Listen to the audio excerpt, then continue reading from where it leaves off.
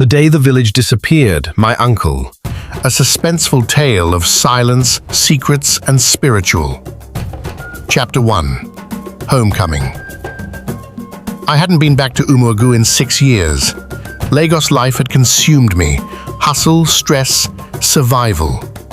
The only connection I had with the village was through my mother's occasional voice notes on WhatsApp and the rare community meeting held in one hotel room or another in Ikeja. So when I got the call from my cousin Ifanyi, I thought it was a joke. "Obinna," he said over the phone, "your uncle, Uncle Chukwuma, he's missing." I paused. Missing as in, what do you mean missing? "He's gone," he whispered. "Like gone. People say he never existed." I sat up on my mattress. "What nonsense are you saying?" "I'm not joking, Obinna. Come home." Chapter 2. The Empty Compound. When I got to Umuagu, the air hit differently. Heavy, silent. Even the breeze felt like it was hiding something. Uncle Chukwuma's compound sat quietly at the end of a red earth path shaded by mango trees. But something was wrong. His house was there. His motorcycle was parked under the mango tree like always, but his pictures were gone. His name on the wall, erased. Even the small sign on the wooden fence that read Chukwuma's yard was replaced with a blank plank. I turned to Ifanyi. "What is going on here?" He didn't answer.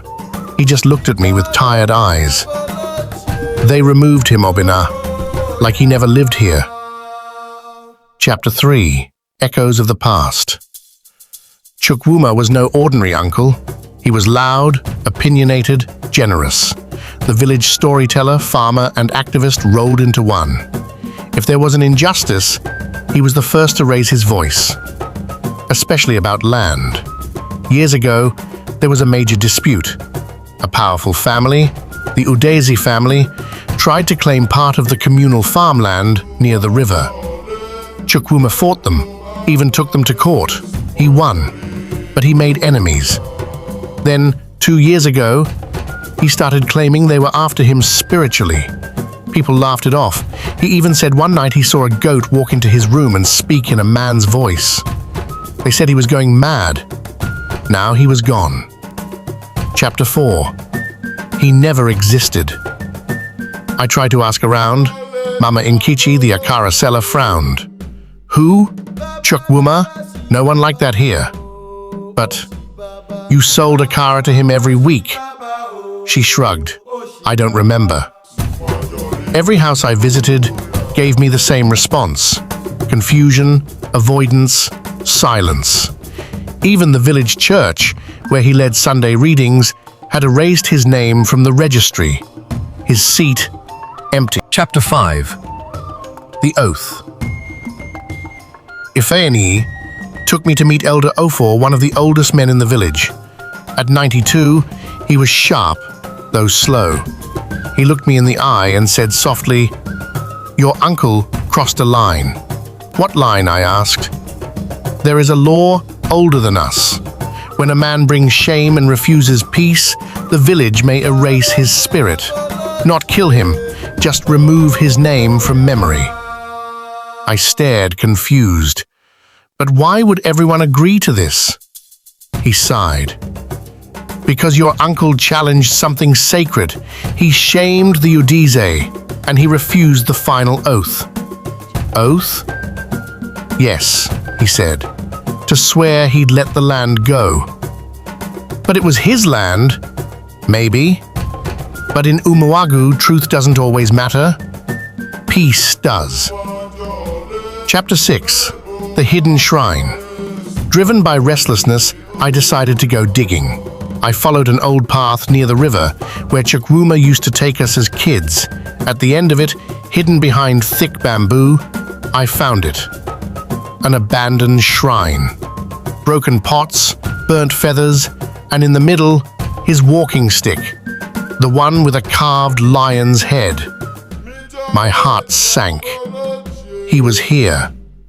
Or at least, He had been. I turned to leave and heard a whisper. "You should not be here." It was a girl, barefoot, dressed in white. "I'm looking for my uncle," I said, trying not to tremble. She looked at me with sorrow. "The village did what they had to do. If you keep digging, they will erase you too." Chapter 7. The Last Letter. Back at my mother's house, I tore through old boxes. One contained a letter, folded neatly in a yellowing envelope. It was addressed to me. "Obinna," it read. "If you are reading this, then they've succeeded. They've made me disappear, but know this, the truth is buried beneath the kola tree. Dig deep. I forgive them. I hope one day they forgive me too. Chukwuma."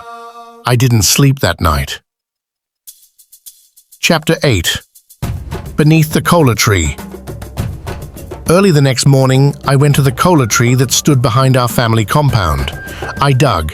First dirt, then rocks, then a box.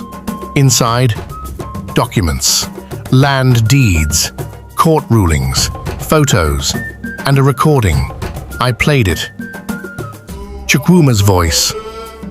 They asked me to lie, to say the land belonged to the Udize. I couldn't.